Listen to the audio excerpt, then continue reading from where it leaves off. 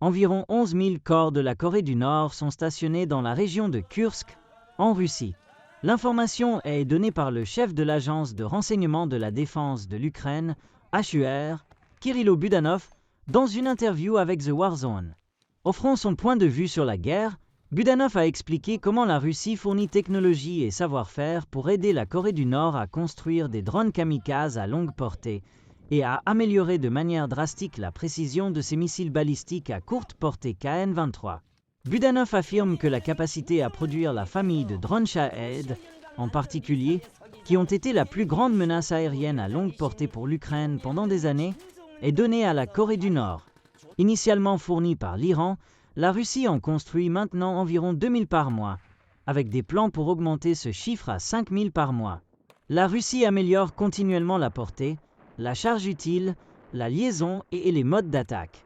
Rien que dans la nuit de dimanche à lundi, la Russie a lancé 479 Shahed et divers leurs à travers l'Ukraine, selon les forces aériennes ukrainiennes, rapporte The Warzone.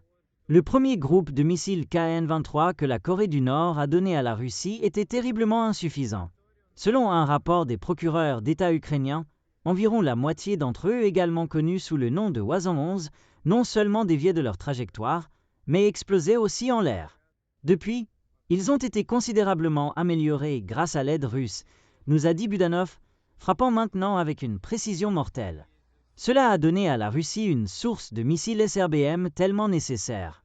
Ces améliorations pourraient s'étendre au-delà des missiles KN-23. Bien que Budanov n'ait pas spécifié ce qui a changé, cela est susceptible d'augmenter les capacités de nombreux autres missiles balistiques, étendant les menaces au-delà de la péninsule. Rappelons que la nuit dernière, la Russie a lancé une attaque massive de drones contre la capitale ukrainienne, Kiev, tandis qu'un pavillon de maternité à Odessa a également été touché. Lors de l'attaque par drone à Odessa, des installations médicales et des immeubles résidentiels ont été touchés, où un homme de 59 ans a perdu la vie et 4 autres ont été blessés.